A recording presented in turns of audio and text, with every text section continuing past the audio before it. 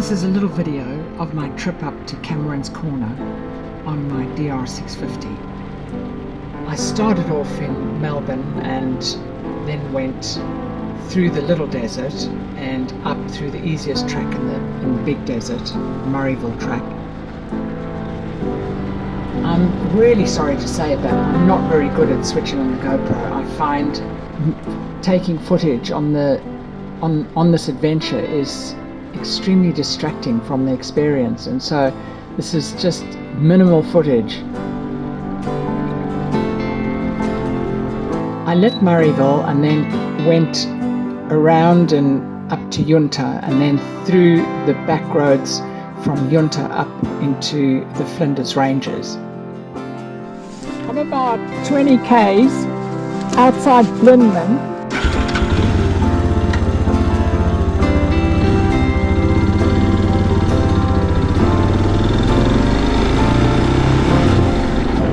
The weather was actually quite cold and it was cloudy almost the whole time I was away.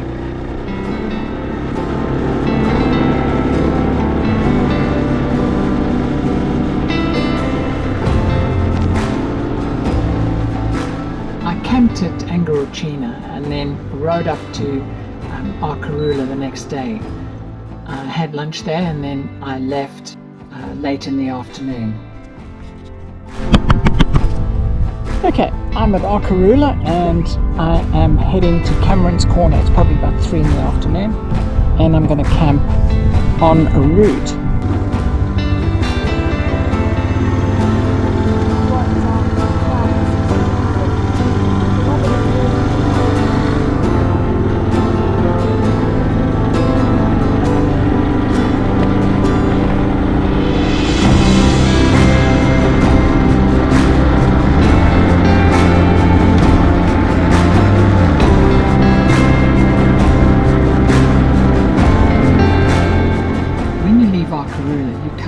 Back to the road and then start heading north on the Mount Hopeless Road, and that just travels north for ages and ages, and then I made camp when I started losing light.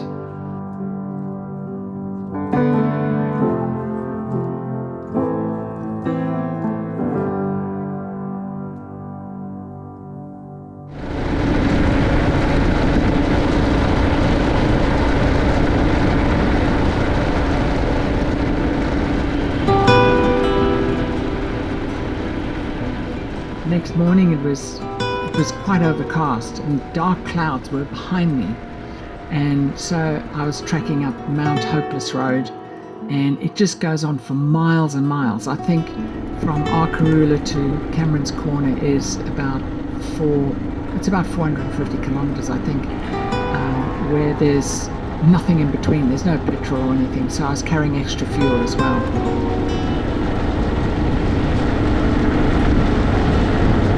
Well, I'm in the middle of the Strzelecki desert. I don't know where the hell. It is so isolated. I just don't see any cars. And it's going to be a couple of hundred miles, a couple of hundred k's on these rough roads. But here we go. The Mount Hopeless Road eventually joins up with the well-known Strzelecki track, and you head up north on now quite a widespread road, and I just find something very special about riding solo in that you kind of lose contact with the world, and there were very few cars that day. It did rain a little bit, got spat on.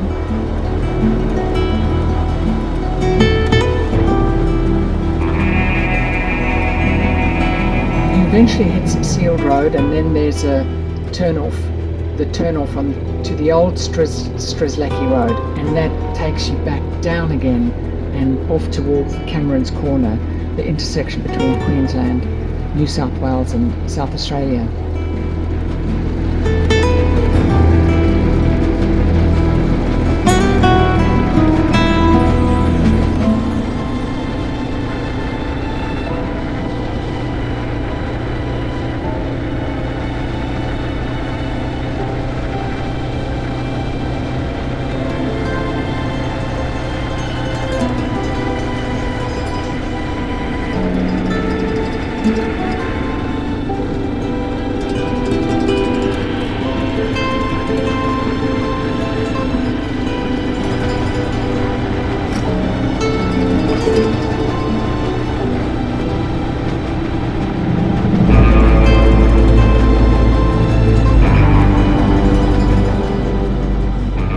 much about the old Strzelecki track, and that made it part of the adventure, that I didn't know what was ahead. But the track was fairly consistent. And there'd been a lot of rain this year, so there were lots of little deviations around the muddy bits. I think one of the things that I find exciting is that when you're traveling through, it's hour after hour, you get this feeling that you're very much alone, and I think that's part of the appeal. But at the same time, you've got to keep yourself relaxed and calm.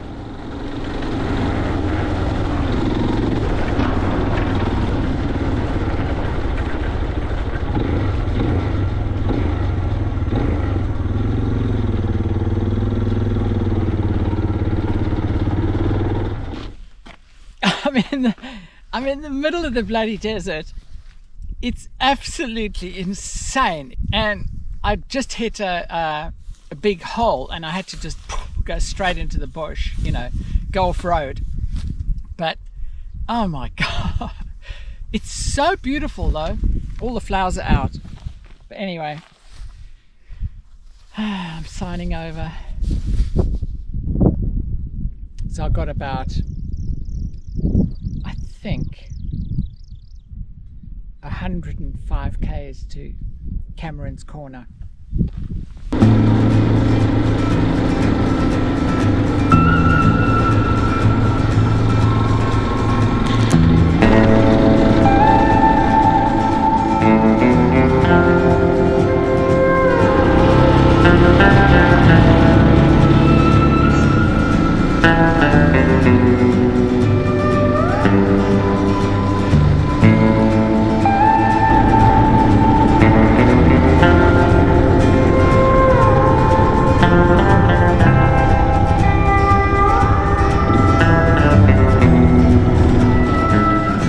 The route is actually quite hilly. You go over these dunes and down into the next valley.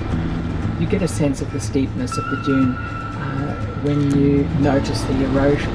But it's a wonderful track, and it really was very green and flowers out everywhere.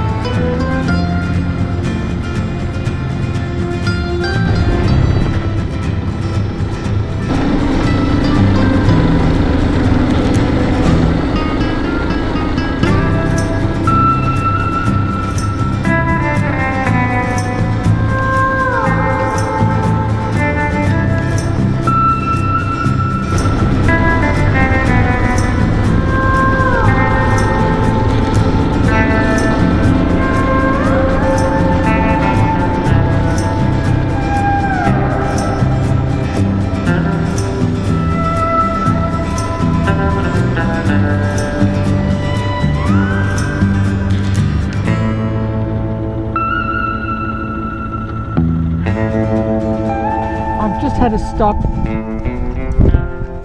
put fuel in, and now it's to continue.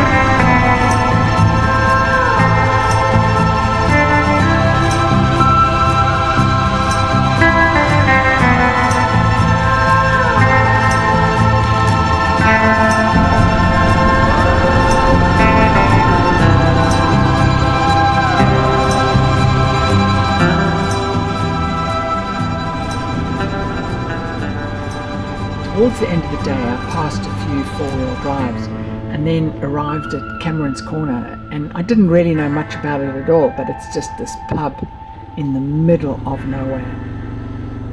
At Cameron's Corner, I met two other bikers that had come through from Tinbooburra, and they decided that they would turn around. There was bad weather coming in, and that night it poured with rain, and they left early in case the roads got closed. And I left about an hour after them, and so for several hours I was just following their 2 tracks in the mud.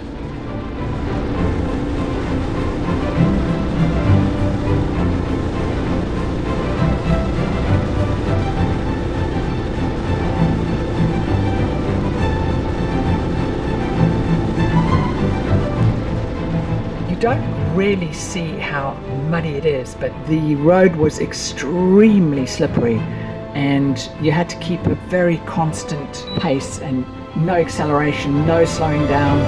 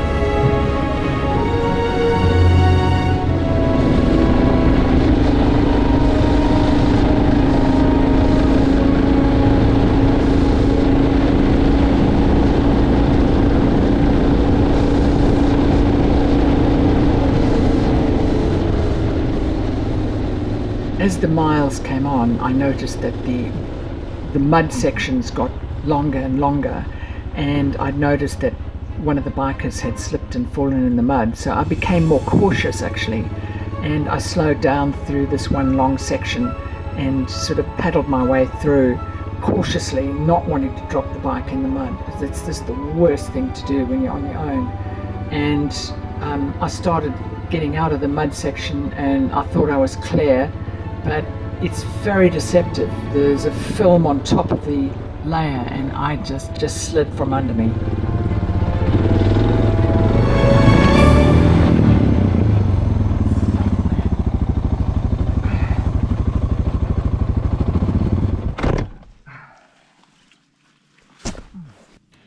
I got the bike back up and I was back on the road towards Timbuburra, still following the tracks of the bikers ahead.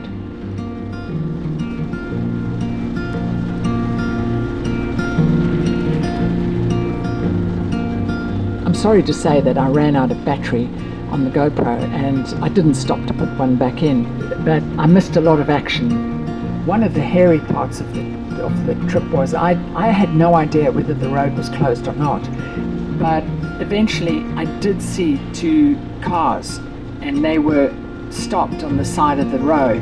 One of their vehicles just couldn't move forward. The mud had completely caked the tyre and was jamming on the mudguard.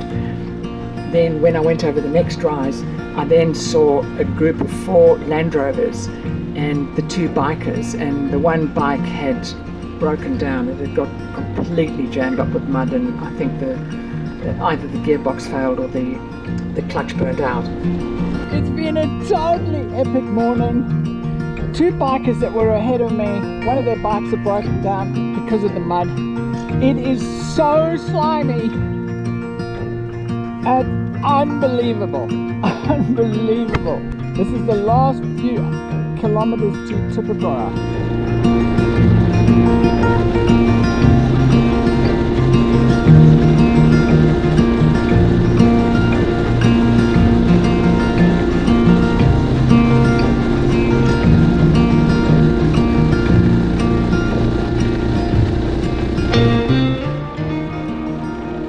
So this was the last stretch to Timbuburra and we were nearly there, and you could feel the mud trying to cling onto the tyre, and it seemed better to track your own path through the mud and not follow any track at all. But you could see how some people were just slipping around the road.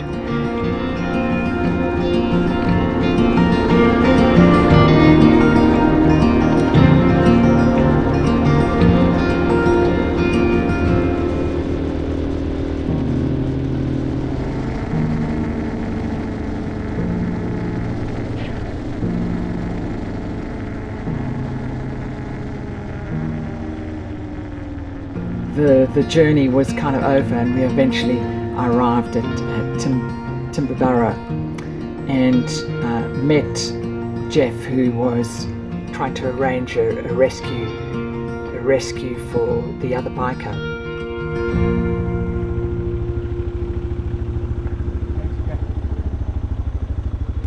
Trying to get someone to help. Yeah. So what are you going to do you think? Well, this guy's talking to one of the guys that work on that. So that's about the end of the trip, but I still did a lot of off-road. From Timberburra, I headed back to Melbourne, stayed at Packsaddle, which was just a wonderful place to stay, and I headed back to Melbourne using a lot of side roads, and the roads were still very wet, and I'd become a little bit overconfident, I think, having gone through hundreds of kilometres of mud, and came short one more time, sort of twisting my knee a little bit, and the mud was so slimy, but eventually it was the long home stretch.